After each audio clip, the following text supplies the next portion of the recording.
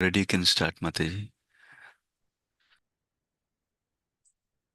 Actually, Prabhuji, Prashanti Mataji want to read, so Ah, she just said like she's joining. oh, We'll perfect. just okay. Sure, Mataji. Yeah, Prasant Mataji, when you're ready, you can start, Mataji. Sure, Prabhuji. Hare Krishna, dear devotees. Please accept my humble obeisances. All glory to Prabhupada and Gurudev. Om Namo Bhagavate Vasudevaya. Om Namo Bhagavate Vasudevaya. Om Namo Bhagavate Vasudevaya. Narayanam Namaskrityam Naram Chaiva Narottamam. Devim Saraswatim Vyasam Tato Jayamudhirayet. नष्टप्रायेषु अभद्रेषु नित्यं भागवत सेवया Bhagwati उत्तमश्लोके भक्तिर्भवति नैष्टिकी. One second. Hare Krishna, dear devotees. Today we are reading Srimad Bhagavatam, Canto 7, Chapter 3, text 26 to 38. Text 26. Let me offer my respectable obeisances unto the Supreme Lord within this universe. At the end of each day of his life, the universe is fully covered with dense darkness by the influence of time. And then again, during his next day, that self effulgent Lord, by his own effulgence, manifests, maintains, and destroys the entire cosmic manifestation through the material energy, which is invested with the three modes of material nature. He, Lord Brahma, is the shelter of those modes of nature, Sattvaguna, Rajoguna, and Tamoguna. Text 28. I offer my obeisances unto the original personality within this universe, Lord Brahma, who is cognizant and who can apply his mind and realized intelligence in creating this cosmic manifestation. It is because of his activities that everything within the universe is visible. He is therefore the cause of all manifestations. Text 29. Your Lordship, being the origin of the life of this material world, is the master and controller of the living entities, both moving and stationary, and you inspire their consciousness. You maintain the mind and the acting and knowledge acquiring senses, and therefore you are the great controller of all the material elements and their qualities, and you are the controller of all desires. Text 13. My dear Lord, by your form as the Vedas personified and through knowledge relating to the activities of all the ethnic Brahmanas, you spread the Vedic ritualistic ceremonies of the seven kinds of sacrifices, headed by Agnistoma. Indeed, you inspired the ethnic Brahmanas to perform the rituals mentioned in the three Vedas. Being the Supreme Soul, the Super Soul of all living entities, you are beginningless, endless, and omniscient beyond the limits of time and space. Text 31. O my Lord, your Lordship is eternally awake, seeing everything that happens. As eternal time, you reduce the duration of life for all living entities through your different paths, such as moments, seconds, minutes, and hours. Nonetheless, you are unchanged, resting in one place as the Super Soul, witnessing the Supreme Lord, the birthless, all-pervading controller, who is the cause of life for all living entities. Text 32. There is nothing separate from you, whether it be better or lower, stationary or moving. The knowledge derived from the Vedic literatures like the Upanishads and from the sublimes of the original Vedic knowledge for, form your eternal body. You are Hiranya Garbha, the reservoir of the universe, but nonetheless being situated as the supreme controller. You are transcendental to the material world, which consists of the three modes of material nature. Text 33. O my Lord, being changelessly situated in your own abode, You expand your universal form within this cosmic manifestation, thus appearing to taste the material world. You are Brahman, the super soul, the oldest, the personality of the Godhead. Text 34. Let me offer my respectful obeisances unto the Supreme, who in his unlimited, unmanifested form has expanded the cosmic manifestation, the form of the totality of the universe. He possesses external and internal energies, and the mixed energy called the marginal potency, which consists of all the living entities. Text 35. O my Lord, O best of the givers of benediction, if you will kindly grant me the benediction I desire, please let me not meet death from any of the living entities created by you. Text 36.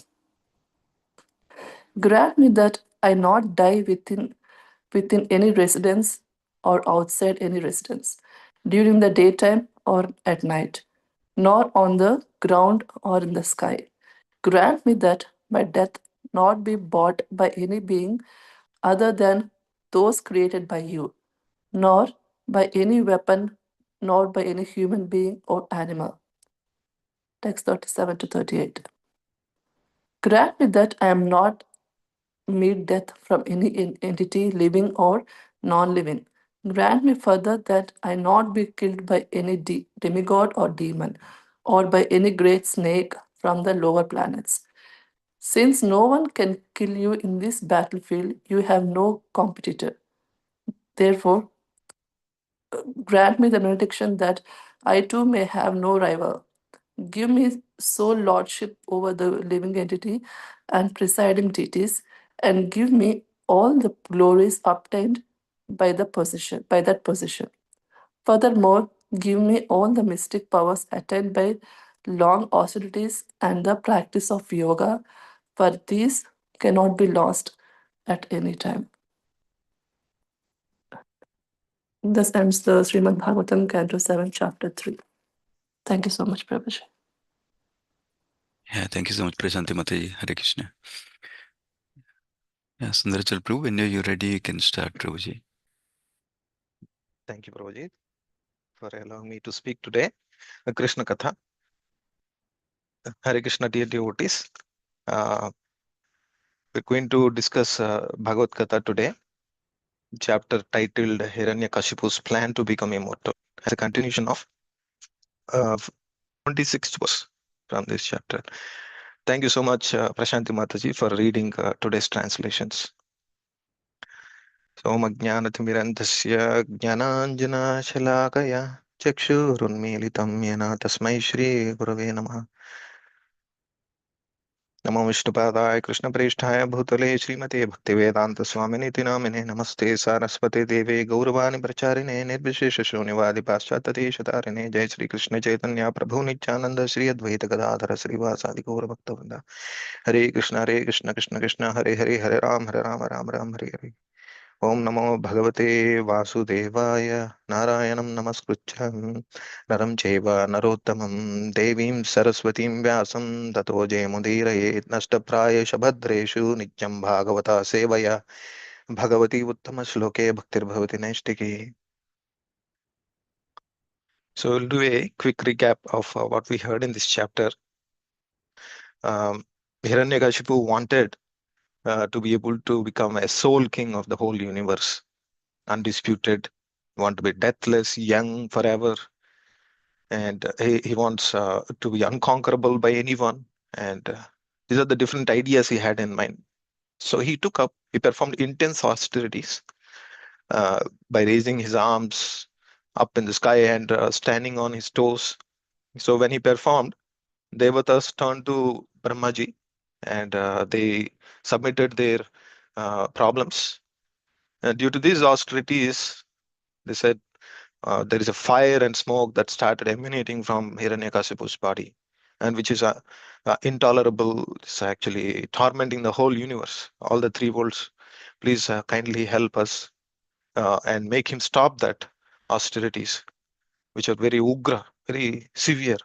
And though, and what are the effects? Rivers started overwhelming, agitated, and oceans are getting agitated. Mountains and islands started trembling, and stars and celestial objects started falling off from their path. So Devatas requested Hiranyakashipu's austerities to be stopped. So they submitted this plea to the Brahmaji, and they tried to reveal what is the purpose for his austerities also. And they say, not that you don't know, dear Brahmaji, but we still want to let you know. And what are the purposes? They say Hiranyakashipu has vowed that I will perform greater austerities than Brahma, and um, then he thinks my austerities I will reverse pious activities. Anybody who does sins, they will go to heaven.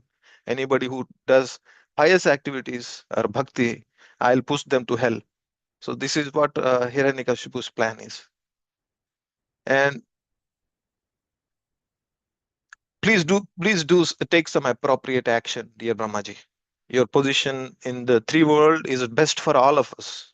You being in that position. But if Hiranyakashipu takes over your position, things will turn topsy-turvy. And if he takes over, there will be a chaos in the universe, and it will be better that you continue in this post, dear Brahmaji. And then, hearing this, Brahmaji approaches the hermitage of Hiranyakashipu, where he's performing the intense tapasya. So Brahmaji's intention is to stop those austerities. He thought, I will offer him what he wants, give him the benedictions so that he stops it. The first Brahmaji could not see his body only because he was covered by bamboo bushes and grasses and anthill, all such things. And when he looked closely, and his whole body was actually eaten up by the worms and ants. Seeing this, Brahmaji was actually shocked. And by mere mortal like Hiranyakashipu, uh, he's not even having his gross body in a condition. He's only remained with the bones, and he's still surviving. That shocked Brahmaji because he has never witnessed this kind of thing in his life. So, and then he said, "My dear son of Diti, what is your what is the purpose of your austerity? By the way, your austerity is impossible, and not everybody can do such austerities. It can neither be done by anybody in future. So you have been certainly conquered uh, by your intensity of your tapasya. So like that, the Brahmaji also pacified him. He glorified him, saying, best of asuras. What benedictions do you desire? I'm not like any other demigod, any other mortal, but rather I'm one of the topmost tier of the executive tier of the demigods. So whatever you did, he approached me for benedictions. I am worthy enough to give you those benedictions, like that he says. And then he sprays the holy water from his pot so that Hiranyakashipu gains a very powerful body, and he looks very young after he was rejuvenated. So after that, he also witnesses that Brahma comes in his carrier of swan, and then he offers obeisances, respectful obeisances. That's what we are continuing today. Till here we have seen. Now we'll continue our discussion. The words of Abhivyanag Jagad Idam in this verse, actually it is saying, while offering the obeisances, is addressing. It is mentioned Abhivyanag Jagad Idam refers to he who creates this cosmic manifestation. So he's addressing Lord Brahma and mentioning these words. The whole universe, the original creator of this universe, is Supreme Personality of Godhead. Janmadi Asya Yataha. Lord Brahma is secondary creator, but Lord Brahma is empowered by Lord Krishna as the engineer, Prabhupada says, to create phenomenal, this amazing creation, amazingly looking creation is created by engineer who is empowered by Krishna. And who is this engineer is Brahma. So he becomes a supremely powerful feature within this universe because of empowerment of Krishna. The total material energy is created by Krishna, later taking advantage of all what has been necessarily been created, the building blocks, all the 23 elements, etc. Lord Brahma engineers the entire phenomenal universe. So, at the end of Brahma's day, what happens? Everything up to Swargaloka is inundated with water, and things become dark. And Brahma again brings up this phenomenal manifestation into existence every single day when he wakes up from his sleep. So, Three Gunan Vrunoti, Lord Brahma takes advantage of these three modes of material nature. He did not create those three material natures, but he takes advantage of those three material modes of nature. As is described here, three Vruta, the source of the three material modes. And next verse, 28, talks about offering obeisances to the. He's saying, I offer my obeisances to the original personality within this universe, Lord Brahma. So here you hear that Vedanta Sutra begins by declaring the absolute truth as original source of all creation, Janmadi Asya, right? That's what is the invocation prayer in the first verse of Bhagavatam also. One may ask Lord Brahma, are you the supreme absolute person? No, the supreme absolute person is Krishna. Brahma receives his mind, intelligence, materials, and everything else for creation from Krishna. And then he becomes the secondary creator. Also, Prabhupada says also creation does not take place accidentally because of the explosion of a chunk. Big Bang theory. Prabhupada says it doesn't happen accidentally like that.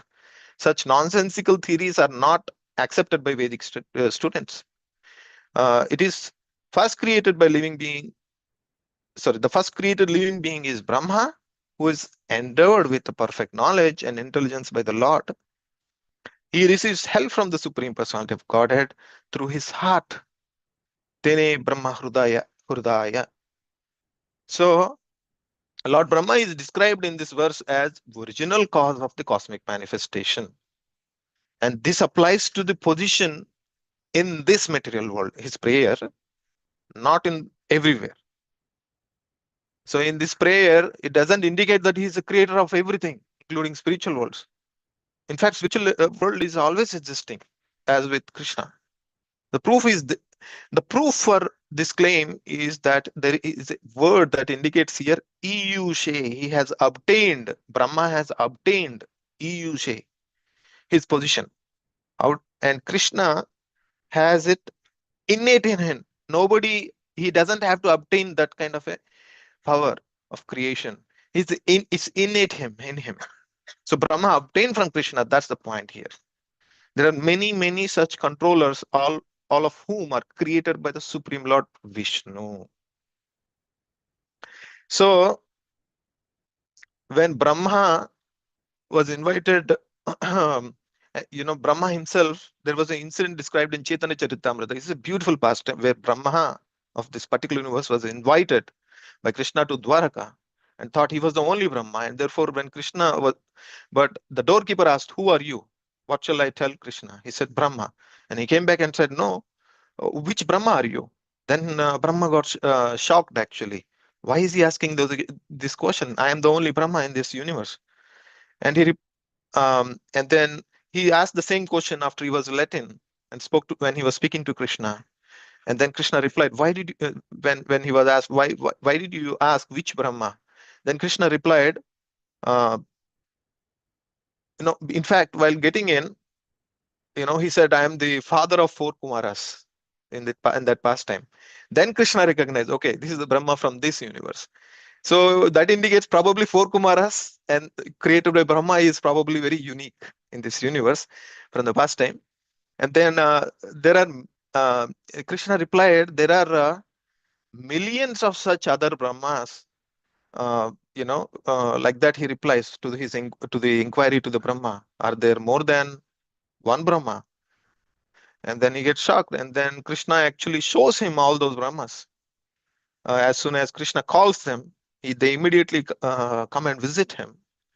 And then Brahma feels himself so insignificant by looking at, uh, you know, he looks like, I look like a small creature, and these Brahmas look so gigantic. There are even Brahma with 10-headed, 12-headed, 20-headed. Some Brahmas even have innumerable heads.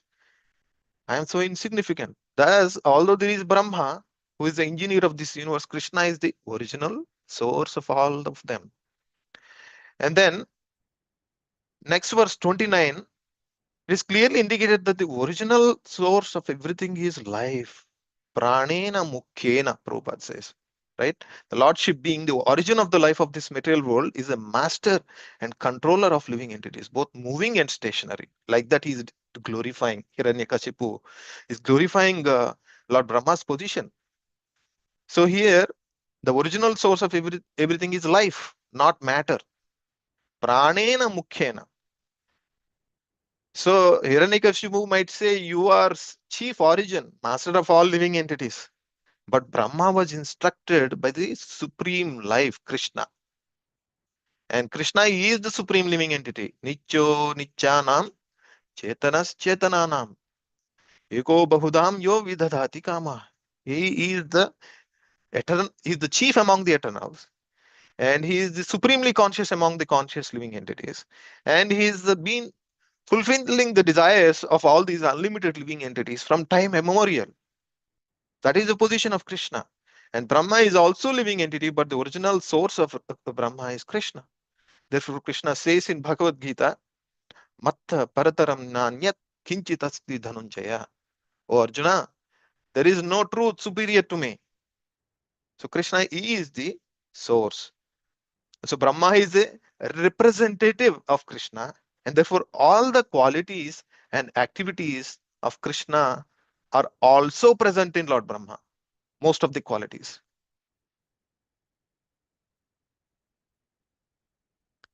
So Brahma is a representative of Krishna, right? And therefore all the qualities and activities of Krishna which are specific to this material world are also present in Lord Brahma, Prabhupada says. That's why he is worthy of this glory as a representative only. Now, my dear Lord, by your form, as the Vedas personified and through the knowledge relating to the activities of all the Yagnik Brahmanas, now he is actually glorifying the sacrificial ceremonies, personification of such sacrifices, Agnishtoma. You see, everything he is saying indirect. He doesn't want to say Lord's name directly.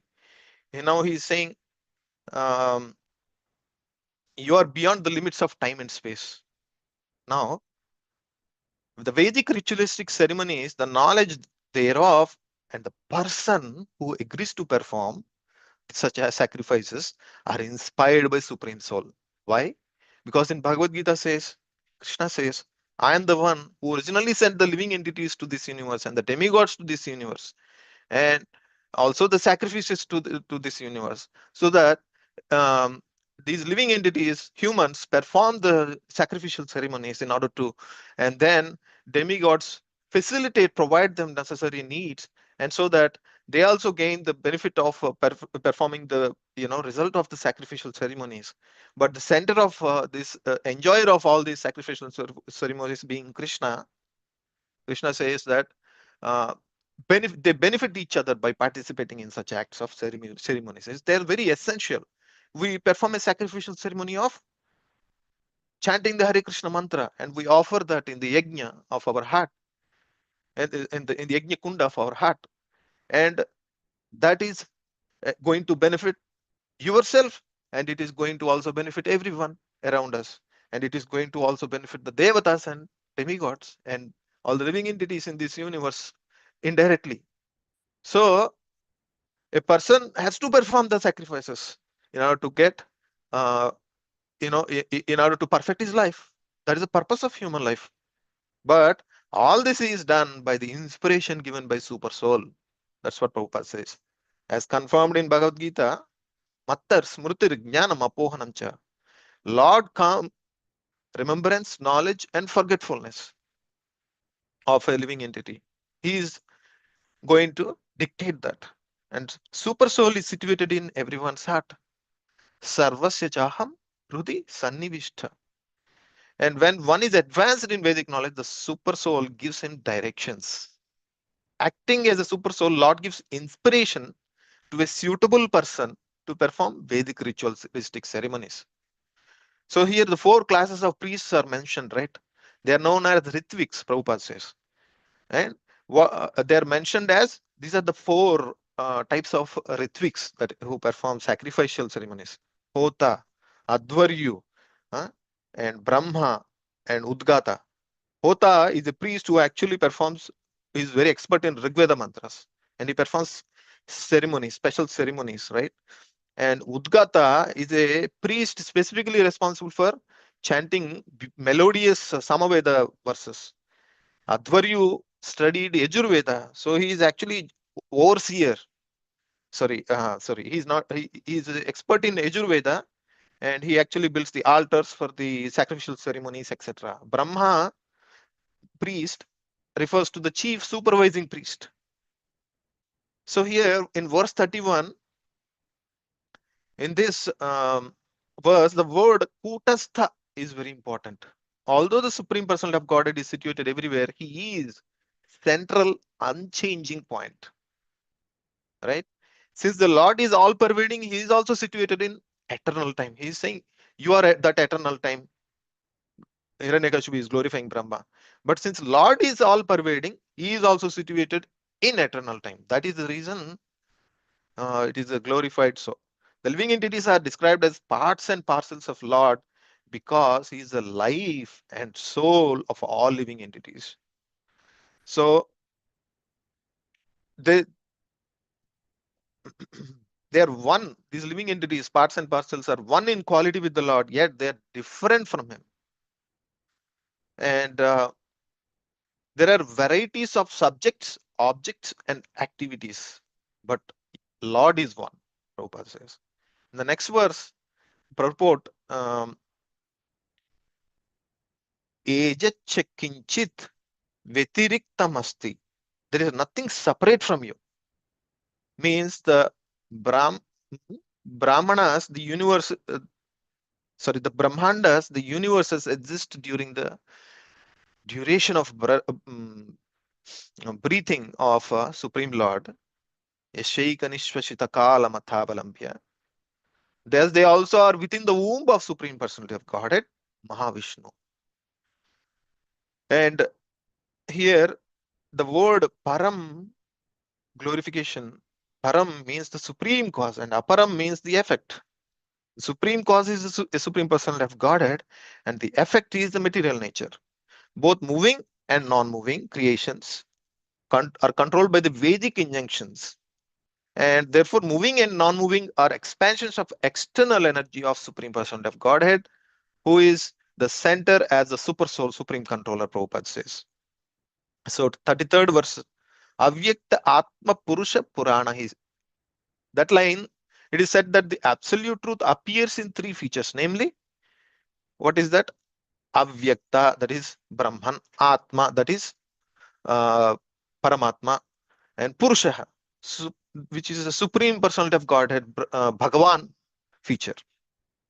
So this verse actually also is being declared in this Bhagavatam in the first canto, where Bhagavan eti Paramatmeti iti shabdyate, that verse, right? There also the conclusion is the same. The 3 features of the absolute truth. And it is perceived so by different people, like for example, clouds is covering the sun. Maximum perception of a sun for that person is sunshine only. Similarly, when mind is covered by mental speculation, there is nothing beyond Brahman can be realized by a person. A jnani or a karmi or a yogi, they have a limited perception of that absolute truth. But here, in the 34th verse, it is like Chit, Achit, Shakti Yuktya. The Lord is endowed with unlimited potencies, uh, which are summarized as three, namely external, internal, and marginal. External potency manifests in material world. Internal potency manifests in spiritual world. Marginal potency, is all the living entities, spirit souls. And the Supreme Personality of Godhead is above the material energy and is engaged in spiritual pastimes. Material energy is only an external manifestation of his pastimes. The next verse, after being created from the navel of Garbhodaka Sai Vishnu, Lord Brahma creates many other different types of living entities to reside in this universe. Ultimately, Krishna is the supreme living being, the father of all others. Aham bija padaprita. Thus far, it's not Brahma as indicated by Hiranyakashipu in this verse. Hiranyakashipu has adored Lord Brahma as supreme personality of Godhead because his expectation is to become immortal. That, to get such benediction from Brahma indirectly. Though he knows Brahma he is also immortal, he cannot give me immortality, but still he want to indirectly get that immortality. Is very carefully framing his benedictions, ask of benedictions. And in the 36th verse also, is carefully guarding himself by asking these benefits. Oh, I don't want to die in the outside of a house, inside of the house, neither in the night time, on the daytime, or by any weapon, by anything. So because he's trying to guard against all kinds of weapons, for example, because he is worried about Sudarshana and weapons like that. He is guarding against not to be killed by animals because he is thinking, oh, he will come like a boar, and Vishnu will come in the form of a boar and kill me also. So he is also asking, basically, he knew that Brahma would not kill him, but he also wanted not to be killed by Lord Vishnu and Shiva. Consequently, his prayer is framed so. And surely, he thought himself securely let me protect myself from all kind of death caused by any living entity in this universe. So even if you see Lord Brahma, last verse, Brahma obtained this supreme position due to long austerities and penances. And Hiranyakashipu also wanted a similar position. The original powers achieved by mystic yoga are sometimes vanquished. That means processes other than Bhakti Yoga. But the powers obtained by the mercy of the Lord, will never be vanquished, Prabhupada says. But here, Hiranyakashipu is asking for some benedictions which we are subject to vanquish. That's what is Prabhupada indicating. Tapo Yoga Prabhavanam Yanna Rishyati Karichit, like that. If you see what here Hiranyakashipu is indicating is, he's indirectly, he doesn't want to take Lord's name, but he says providence, Ishvara, this kind of indirect mention in all the verses that he spoke in the last chapter, in this chapter. He knows that there is a supreme Lord. He knows that is Vishnu, but he doesn't want to take his name. And he want to do that apada. That means he want to give that kind of a credit to whom? Someone like Brahma. And he's actually so convinced and convicted in his own endeavor that he's glorifying Brahma as a supreme Lord. But again, his prayers, everything goes to Krishna. The credit goes to Krishna, he being the source of Brahma. And now, if you observe, even the mentality of a conditioned soul in this, they glorify a politician, right? So with Dvara hostakarai samsutah purusha pasu. And those kind of people, who pashus, the leaders who are like pashus, that means someone who is in ahara nidra bhayamaitunascha dharmena hina pasui samana, the one who don't have any dharma in their life, they follow, but they perform these basic activities that even animals also performs, sleeping, eating, mating, and defending. So these animals, asses, and cows, like people, what they will do, they will glorify, they take time to glorify such people, but they never take time to glorify the one who is actually providing all the source of existence to us, they don't want to take that person's name. And that's why they have been criticized in Bhagavatam in the very beginning of the first canto. So here, though he is worshipping very, very ardently to Brahma, but he is doing it a avidhipurakam way. He is doing it a incorrect way, which is not prescribed by Vedas. Now he is Vedas prescribe demigod worship, but does not prescribe worshipping someone as a supreme lord. And who is that person if he does that? Savidvara hostakharaihi. He comes under that category of animals. That is it for today, dear devotees. Thank you so much, Sundaran Prabhuji, for the opportunity to speak. Hare Krishna.